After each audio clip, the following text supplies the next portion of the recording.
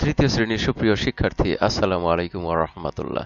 তোমাদের নতুন গণিত বইয়ের অধ্যায় ১ এর কিছু সংক্ষিপ্ত প্রশ্ন নিয়ে আলোচনায় সাদর আমন্ত্রণ। আসো আমরা শুরু করি। প্রথম প্রশ্ন, এক অঙ্কের জোড় সংখ্যা কয়টি? উত্তর হলো 4টি। এক অঙ্কের বিজোড় সংখ্যা কয়টি? উত্তর হলো 5টি। এক অঙ্কের জোড় সংখ্যাগুলো লিখো। এক অঙ্কের জোড় সংখ্যা হলো 2, 4, 6, 8। এক অঙ্কের বিজোড় সংখ্যাগুলো লেখো। এক অঙ্কের বিজোড় সংখ্যা হলো 1, 3, 5, 7 এবং 9। 2 অঙ্কের সর্বোচ্চ বিজোড় সংখ্যা কত? 2 অঙ্কের সর্বোচ্চ বিজোড় সংখ্যা হবে 9, 9, 99। কারণ 9 হলো সবচেয়ে বড় সংখ্যা বা বড় অঙ্ক। তার দুইটি বড় অঙ্ক মিলে তৈরি হয় সবচেয়ে বড় বিজোড় সংখ্যা, যেহেতু 9 একটি বিজোড় সংখ্যা। 9 সহস্র বলতে কি বোঝো? 9 সহস্র বলতে 9,000-কে বুঝি। একক, দশক, শতক, হাজার। 9 লিখে 3টি শূন্য। 9304 কে কথায় লেখো। এটাকে আমরা কথায় কি লিখব? দেখো, 4 আছে একক স্থানে, 0 দশক স্থানে, আর শতক স্থানে 3 এবং হাজার স্থানে 9। তাহলে 9304। 9304। তারপরের প্রশ্ন, জোড় সংখ্যা চেনার উপায় কি? উত্তর হলো, কোনো সংখ্যার এককের ঘরে 0, 2, 4, 6 অথবা 8 থাকলে বুঝতে হবে সংখ্যাটি জোড় সংখ্যা। বিজোড় সংখ্যা চেনার উপায় কি? উত্তর, কোনো সংখ্যার এককের স্থানে 1, 3, 5, 7 অথবা 9 থাকলে সেই সংখ্যাটি বিজোড় সংখ্যা। আমরা আরো কিছু প্রশ্ন দেখি।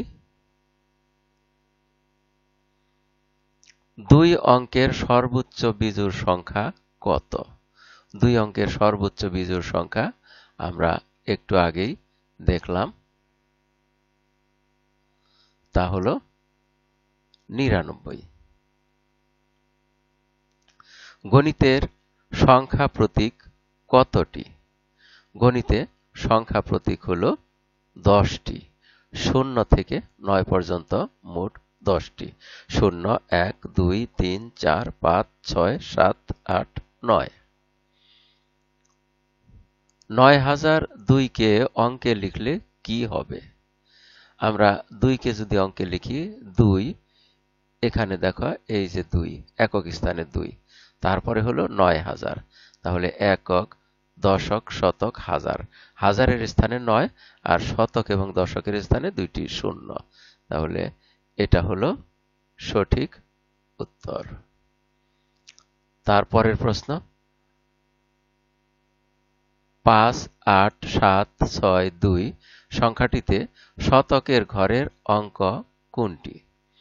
এখানে শতকে আছে 2 একক, 6 দশক এবং 7 শতক।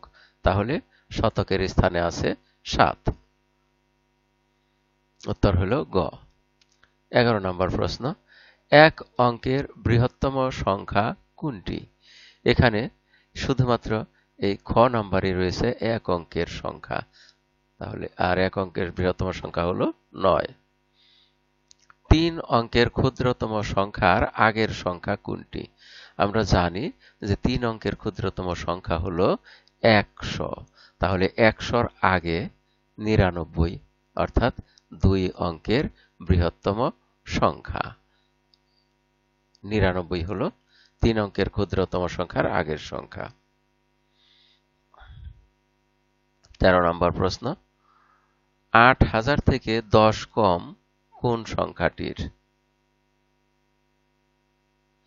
8000 থেকে 10 কম হবে সে সংখ্যাটি অবশ্যই 7000-এর মধ্যে এবং 7990 এটা হলো সঠিক উত্তর।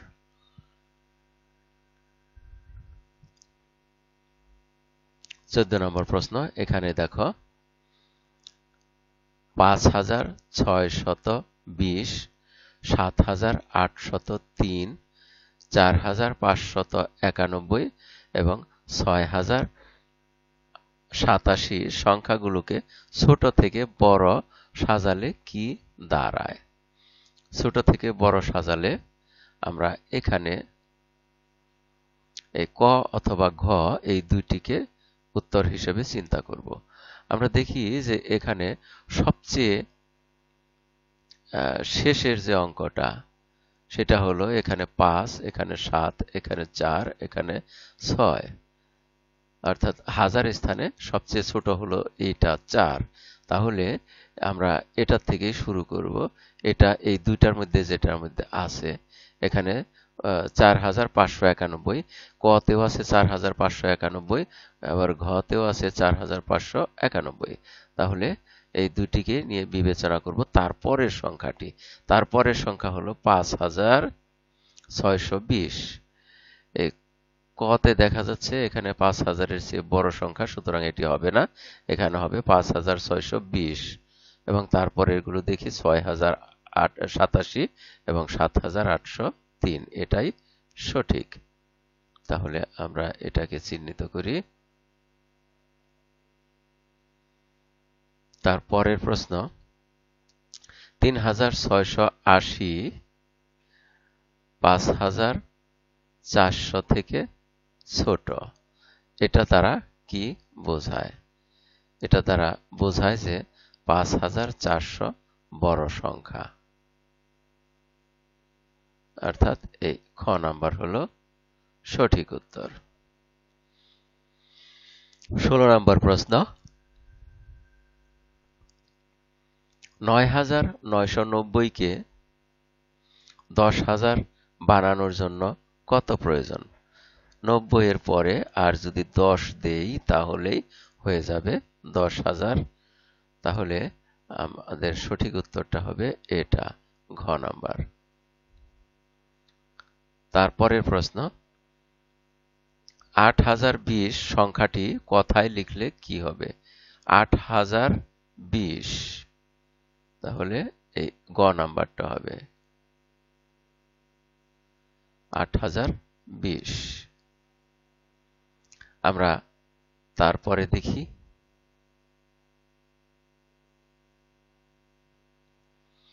এখানে কিছু প্রশ্ন রয়েছে।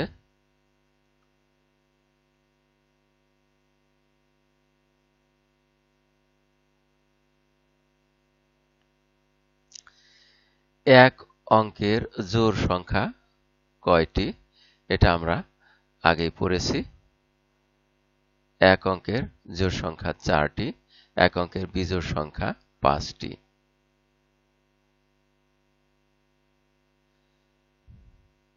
আমরা এখানে পড়ি, এক অঙ্কের বিজোড় সংখ্যা কয়টি? 5টি। এক অঙ্কের জোড় সংখ্যাগুলো হলো 2, 4, 6, 8। এগুলো আমরা এর আগে একবার পড়েছি। তাহলে আমরা তারপরে দেখি আর কিছু প্রশ্ন।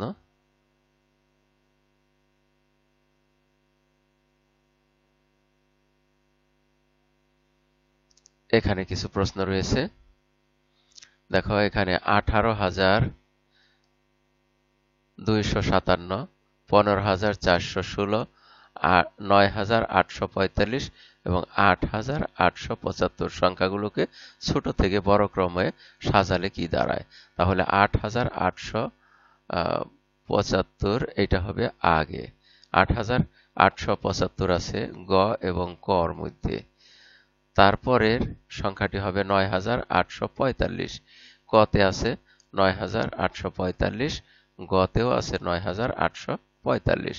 তাহলে তার চেয়ে বড় সংখ্যা আমরা দেখি 15,416। এই কতে আছে 15,416, কিন্তু গতে আছে 18,257। তাহলে সঠিক উত্তরটি হবে ক।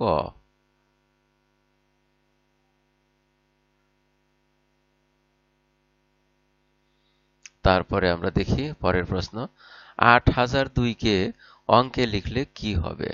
8002 কে অঙ্কে লিখলে এরকম হবে 8002।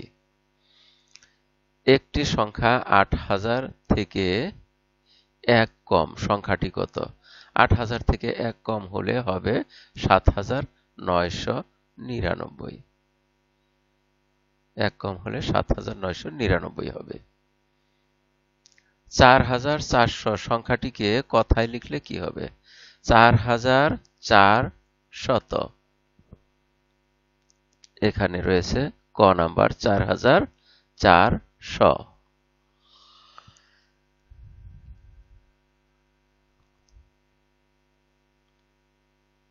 আমরা তার পরের প্রশ্নগুলো দেখি। এখানে আছে 5480, 5409, 4399, 4379। সংখ্যাগুলোকে কিভাবে সাজানো হয়েছে? এখানে দেখা যাচ্ছে যে সবার আগে এটা সবচেয়ে বড়, তার চেয়ে ছোট এটা, তার চেয়ে ছোট এটা এবং তার চেয়ে ছোট এটা, অর্থাৎ বড় থেকে ছোট সাজানো হয়েছে। তাহলে উত্তরটা হবে খ।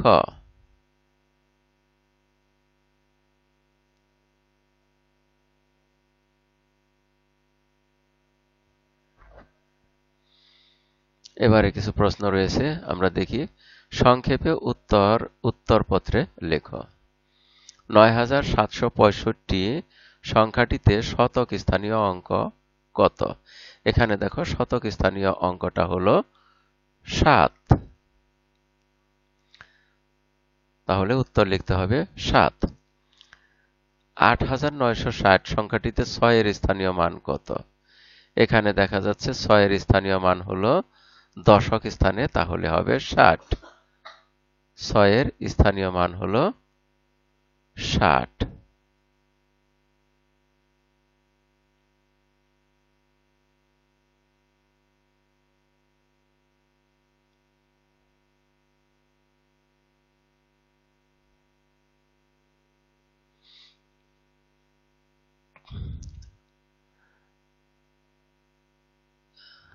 তোমাদের এভাবে লিখতে হবে। উত্তরের ক্ষেত্রে খ নাম্বার লিখে উত্তর লিখবে 60।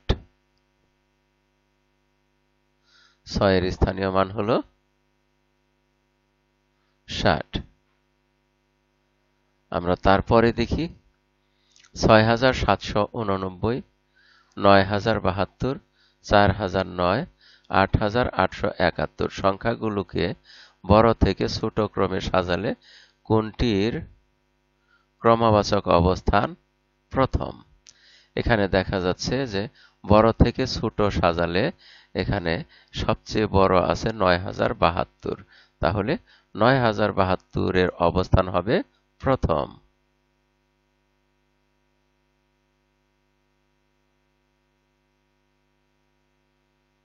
9072 এর অবস্থান হবে প্রথম। তাহলে তোমরা খাতায় লিখবে 9072। তারপরে 9 সহস্র 7 শতক 3 দশক ও 7 একক সমান কত? তাহলে এটা তোমাদের যেভাবে লিখতে হবে তা হলো, প্রথমে লিখবে 7 একক, তারপরে লিখবে তার ডান দিকে 3 দশক, তার বাম দিকে, তারও বাম দিকে 7 শতক, আর তারও বাম দিকে হবে 9 সহস্র। তাহলে এখানে সংখ্যা পাওয়া গেল 9737, অর্থাৎ 9737। ও নাম্বার, অষ্টাদশ এর পরের ক্রমবাচক সংখ্যাটি কত? অষ্টাদশের পরে হলো ঊনবিংশ, তাহলে 19তম যেটা লেখা হয় এখানে লিখতে হবে ঊনবিংশ। অষ্টাদশের পরে ঊনবিংশ।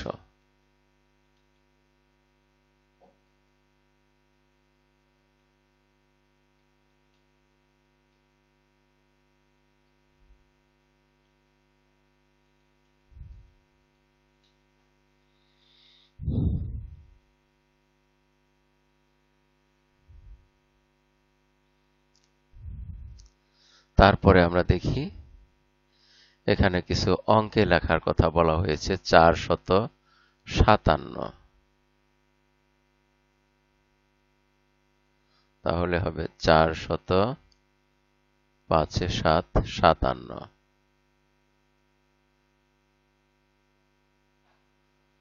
তারপরেরটা 800, খ নাম্বার 632, তাহলে এটা হবে 632।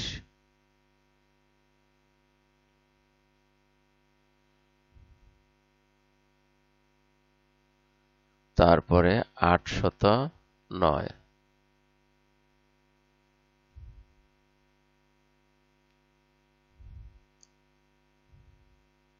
809। তারপরে হলো 476, 476। তারপরে আছে 190,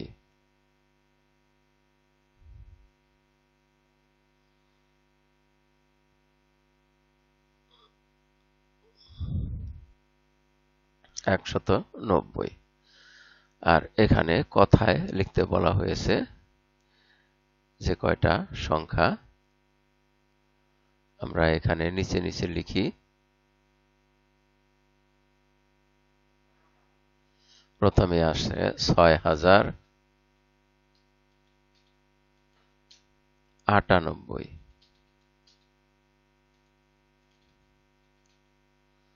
6098। আর এখানে খ নাম্বারে আসে হলো 7658।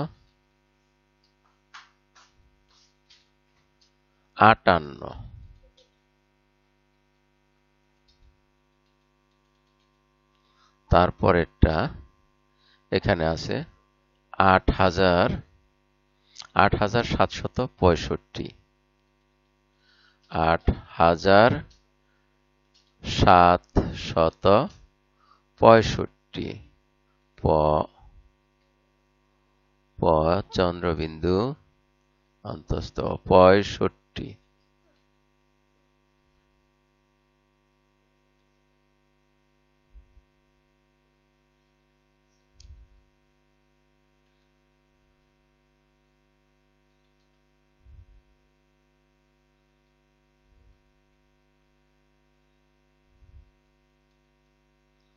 তারপরে এখানে আছে 2234, 2234।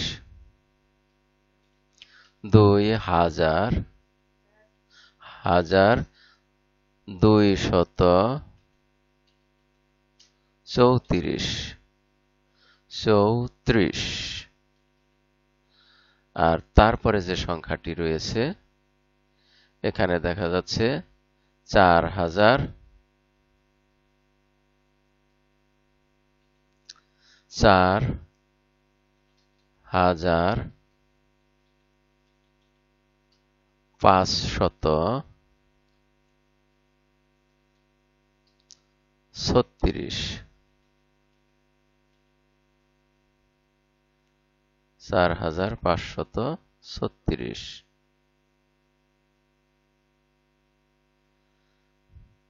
আর এর মধ্য দিয়েই আমরা এই পাঠের শেষ প্রান্তে এসে পড়েছি। এতক্ষণ ধৈর্য সহকারে সম্পূর্ণ ভিডিও দেখার জন্য তোমাদের সবাইকে জানাই অনেক অনেক ধন্যবাদ। সেই সাথে পরবর্তী অধ্যায়ের সংক্ষিপ্ত প্রশ্নের আলোচনা নিয়ে ভিডিওতে সবাইকে সাদর আমন্ত্রণ রইল। Thank you very much for watching and keep watching for the next video. Assalamu alaikum wa rahmatullah.